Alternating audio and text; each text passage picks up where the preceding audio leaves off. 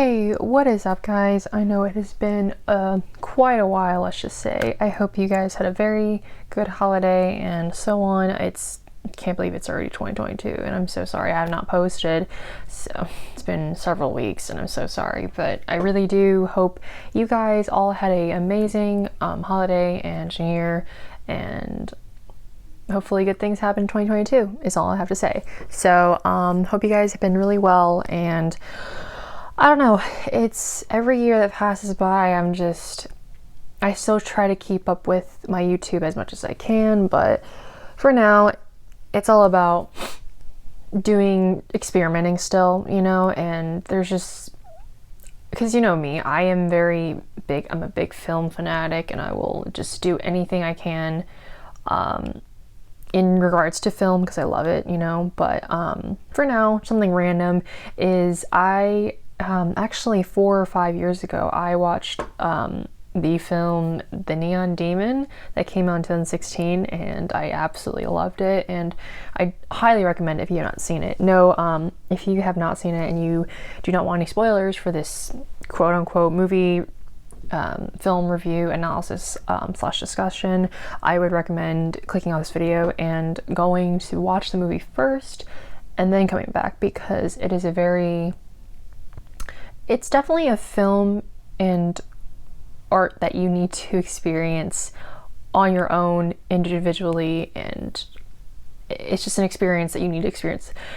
You need to experience it for yourself, not me. It's so different from someone telling you versus watching it yourself, getting the full experience. So that is my recommendation, but if not, you're more than welcome to stay and listen to my personal interpretation and analysis, discussion, whatever you want to call it, and review. So yeah, first off, The Neon Demon came out in 2016.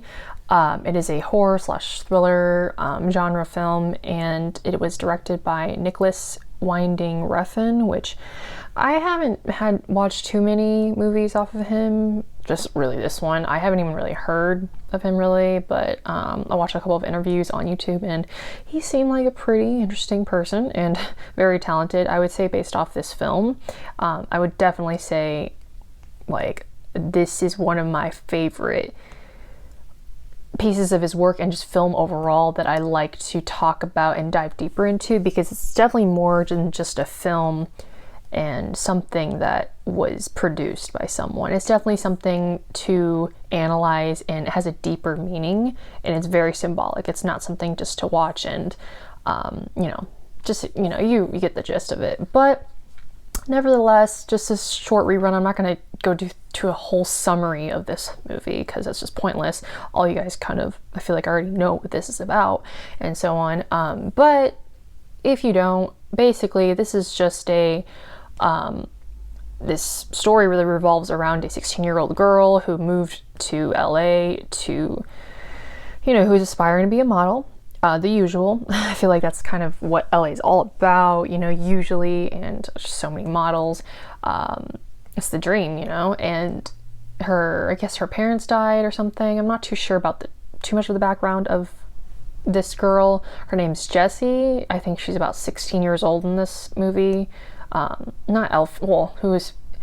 Jessie, the character, is played by Elle Fanning, but I don't know how old she was at the time she did this movie, but Jessie, the character that Elle Fanning plays, is 16 years old. She is the protagonist in this film, and she's definitely, let's just say, her character is definitely a young, innocent teenager who, again, moves to the city of LA to become a model because, and she's definitely the main character. The other characters are mainly the 3 women that surround her, almost like some of the themes in this film. Gigi, Ruby, and Sarah, and they are very I seriously could go on and on this film. I literally took so many notes. It's almost like if this was a film class, I would I would just go off on this, and I love talking about this film so much. It's just something I can really relate to and feel passionate about talking about, because it is so true and so real, and I feel as if Nick Refn does this film a great justice by making it so real, but then so dreamlike, so surreal almost, if that's the correct word. And it's almost as if like you're in a dream, but it's like reality hits you symbolically and metaphorically, whatever you want to call it. But I think, I'm trying to think. Yeah, again, I don't want to get too much into this film, just like putting every little detail in this, but I do want to go over some important scenes and their symbolic meaning, if you know what I mean. And by that, I'm going to break down some of the shots that I think are very symbolic, have a lot of symbolism. Let's just start with the opening shot of Jesse.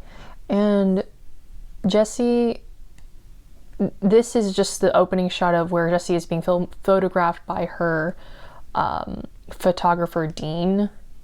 I'm pretty sure his name is Dean. Yeah. And he almost represents this sort of innocence, and he stays just like Jesse. But here's the thing, he stays like that throughout the whole film. He doesn't change. So it's almost as if like that's the innocence that Jesse needs to hold on to, but unfortunately does not achieve that. It does not happen. And that opening shot right there almost, in a way, foreshadows Jesse's death. Again, this is all spoilers, so again, I've warned you. I've warned you. Spoiler alert. If you don't want it, leave. But yeah, continuing. The next scene that rolls over is the party scene / bathroom scene. This is where Ruby takes Jesse into, after her photo shoot, I think. Pretty sure. I'm trying to get this in chronological order.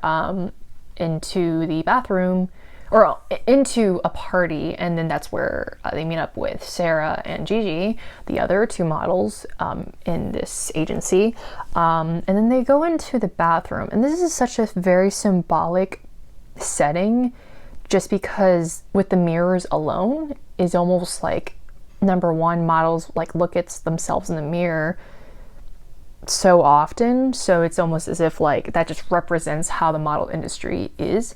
And just paying attention, you need to pay attention to the detail in color and just the brightness and tones of the colors. Like what I mean by that is there's a lot of blues, there's a lot of neon, and hence ironically the name Neon Demon. It definitely represents that, and in this film at least, the color blue and those cool colors represents like innocence. It does definitely represent that concept, innocence, and just the good side of Jesse, because as we can see throughout the film, the color red starts appearing a lot more as Jesse makes her transformation into this sort of evil, dark, sinister, sort of like this dark reality, essentially, in terms of the model industry and how something can change you into this awful thing. But I'm trying to think. There's just so many notes here. I could literally talk about this film for hours and hours. And I want to condense this into a very short analysis / discussion or review, but it's just not possible, I guess. But the next scene I would say that I don't know. There's so many scenes. Really quickly, the scene where Roberta, for the head of the agency, I think, she sits down and interviews Jesse, and right then and there you can even definitely see Jesse's demeanor. Her character demonstrates a very timid and quiet demeanor. She's very humble, modest, and there's just no confidence. I mean, it's almost as if she just, and that's a good thing. It's just, especially when it comes to beauty, unfortunately, people are so overly confident. They get too cocky, and they just think very highly of themselves. Typically, I mean. So, but then there's this scene coming up is shocking, and it's one of my favorite scenes just because it's so uncomfortable, but it's so well done. Like, I don't even know, I'm trying to get into the mind of Refn's, I'm just trying to get into the mind of his, what he was thinking in this moment when he was working on the scene. And the scene I'm talking about is the photo shoot of the body paint, where Jack, basically, he's one of the, I guess he's another photographer, but he is, I don't know, I think he's just there to take pictures and everything and make sure all the models are in place. You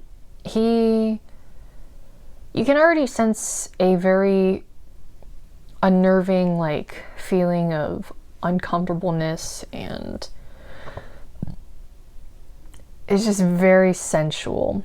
And there's so many details I could go into, but essentially Jack asks Jessie to take all of her clothes off and just everything, just nude basically, and everyone is gone. I mean, he asks everyone to leave that specific setting in the photo shoot area.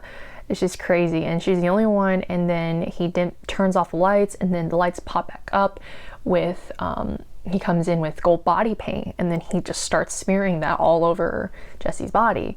And it's like, oh, it feels, and you can even tell the emotion, what's going on in Jessie's mind and what she's thinking, and almost as if us as an audience starts to feel what she's feeling. And you can see by her face, it's just a lot of emotions all at once: confusion, nervousness,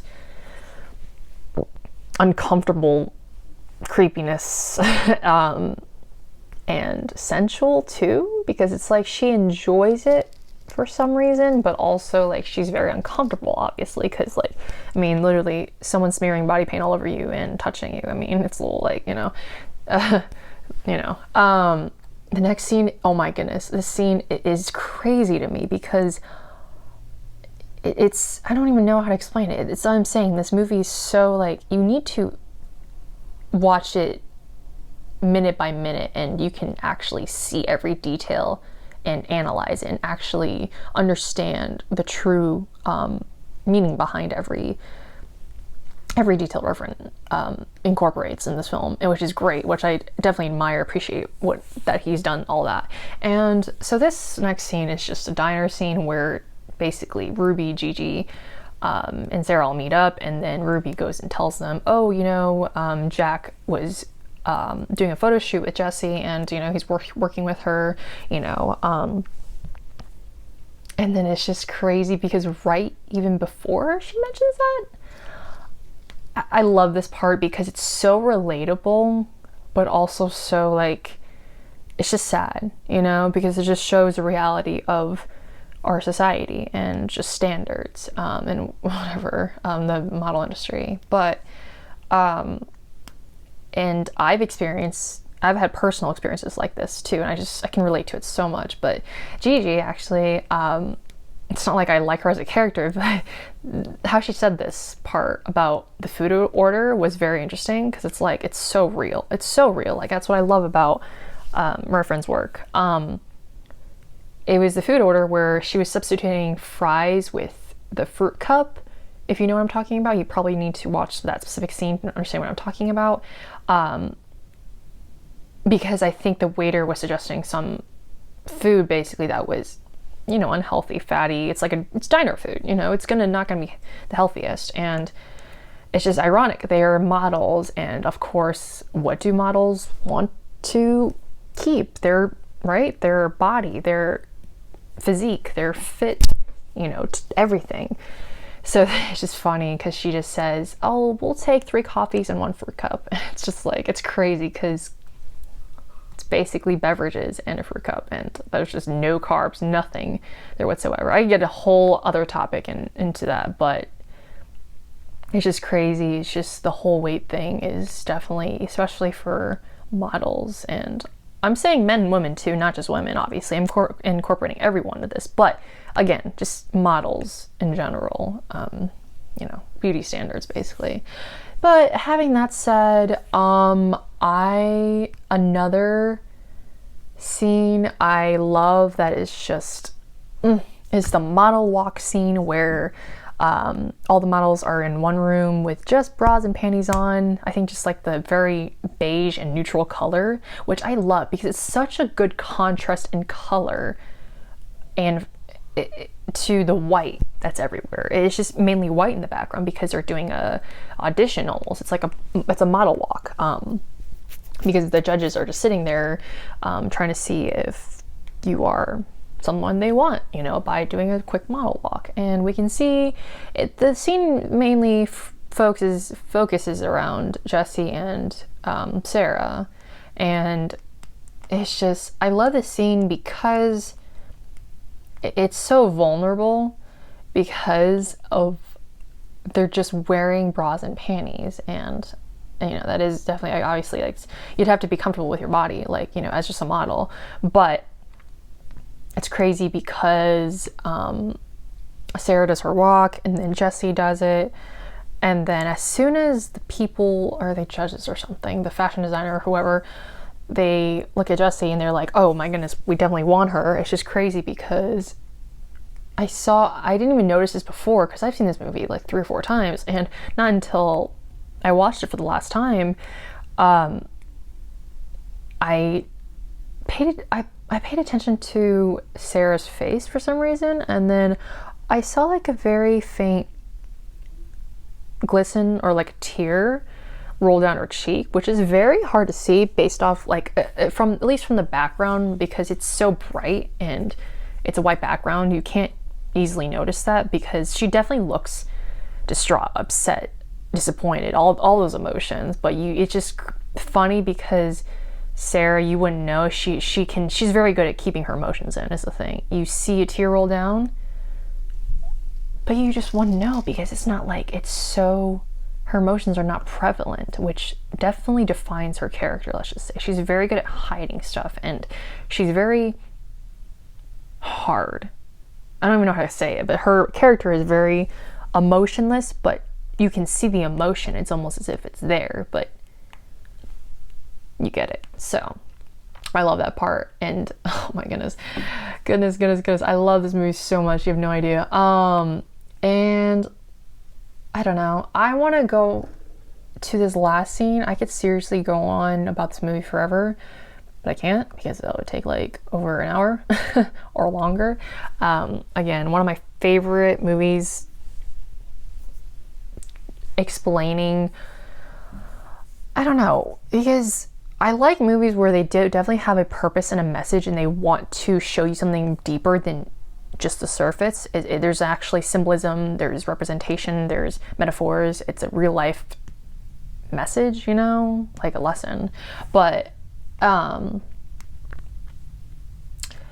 I wanted to point out really quick before the next part I want to go into is this movie, let's just say, is very sexually predated, just in general. Like, let's just say with the hotel manager even. I don't want to get into that, but because it's I could spoil it, but also it's just something that's just so probably triggering for some, which I don't want to get into because I don't want to be that person to be like triggering people.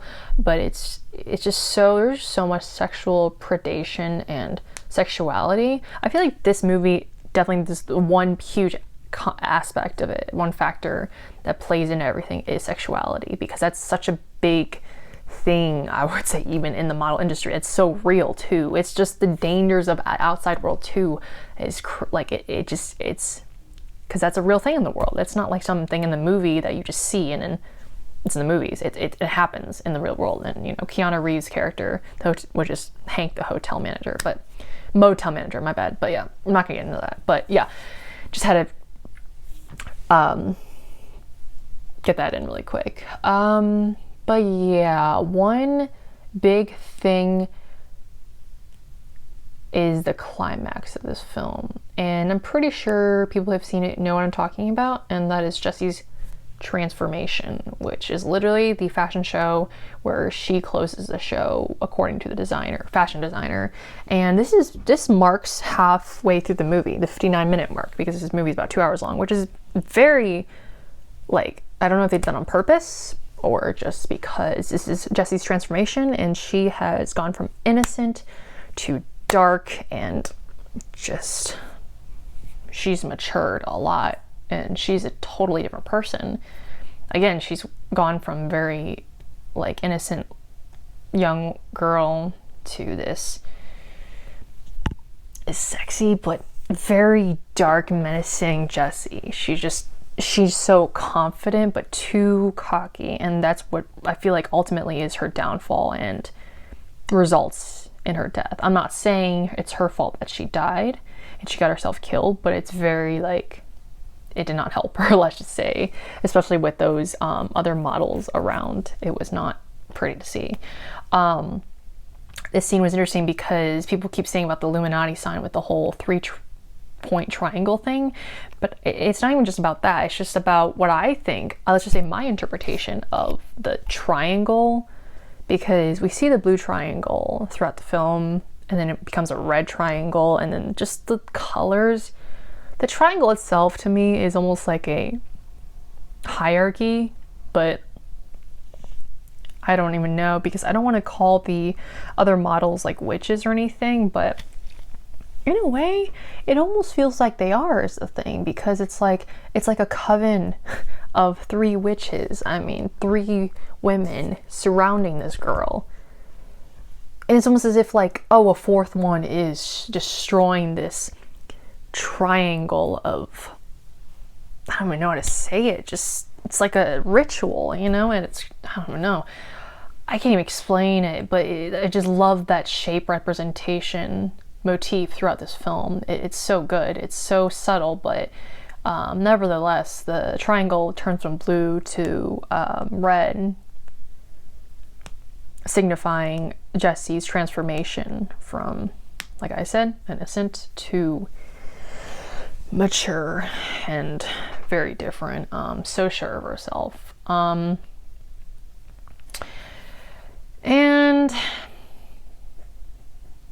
I'm seriously going on forever about this. I feel like that's it. There's just so much more, like I said, I go into, because this is a review / analysis and discussion, and I'm already going hard on this I'm past 20 minutes talking now, and I just love talking about this film, because even rewatching it several times, there's just so many little things you still miss. It's crazy. That's why I love films like these. Even for example, and Reverend didn't direct this, but Midsummer, that was directed by Ari Aster. I love those kinds of directors and filmmakers that pay attention to little details and want you to see it and bring so much more meaning, deeper meaning to a piece of their art than just using a camera to film, you know? That's true, like, that's a masterpiece, you know? Those are masterpieces. Those are the things that change and are so innovative. You know, you get what I mean. I could go on for about this, but one last thing I wanted to bring up, a few questions that I wanted. This could be answered easily, or I'm just dumb, or just didn't pay attention or something. But one question is, I'm like, because we don't ever really see what happens to Ruby or Dean. I'm pretty sure Dean just gave up, and after Jessie was kind of addicted to him, you know, was like, you know, I'm not gonna hang out with you, like, because he tried to get her back on the innocent train, and she was not having it after the whole, like, fashion designer, which I love the quote so much. It's so, like, I hate it, but I love it for this film at least, and just art making. Beauty isn't everything, it's the only thing, and it's just crazy, because it's like, yep, sadly that is a reality in today's society, at least for beauty standards and everything. It's just crazy. I'm not sure, yeah, but Dean, I guess he just disappeared. We just never hear from him after he left Jessie's side, and good for him. At least he didn't get killed, because we all know what happens to Jessie. She dies. She gets murdered, actually, and attacked, killed, and devoured. There's cannibalism in this, if you didn't know. But yeah, again, I just don't want to get too much details into this discussion about that. Yeah, I don't know where Ruby went though, because the last shot we see of her is her lying on the cold hard floor naked under the beautiful round full moon, and then blood just blurting out of her. I don't even know what's going on there. Like I said, this film is so much symbolism, I can't even wrap my head around it. I'm still mind blown in a good way. I think that about wraps it up though, because like I said, this film, let's just say, for me personally, I love it, and I would rate this film a 9.5 out of 10. It was so good. Very uncomfortable, not gonna lie. Like, it's not like I didn't cringe or kind of wince at some parts, but overall, great film. Good example of what unique and different and very filmmaking feels like. It's something, it's just an example I would follow, since I'm going down that road of filmmaking and storytelling, just watching movies overall, my passion. So definitely something I look upon, and use an example. But having that said, I love this movie so much. I think you guys should go check it out. If not, I'm not gonna, like I said, there's just so many things that go on. I would recommend definitely doing full screen headphones if you have some or want to or can. Maybe even turn off the lights, just because you have to, like, when you're watching something, you need the full experience, because it's like, that's just how you get so immersed into something that was, you get it. But yeah, definitely recommend it. Comment down below let me know what you guys thought of this film, because it's something, it's up there on my list. But yeah, and also Elle Fanning, so beautiful, and she's such a great actress too. All of them were great. All of them. I keep forgetting some of the actress names, but definitely go check it out. But yeah, that's it for now, guys, and let me know if you guys have any other suggestions of movie reviews or movies I should watch. I don't know about movie reactions, because the whole thing is just like, it's so complicated for me. But again, I definitely have no problem doing movie reviews, and would gladly do them for you. And love talking about films. Like I said, the channel, Film Fanatic, even though I sometimes post random stuff, whatever. But yeah, that's all, guys, and thank you so much. I will see you next one. Bye.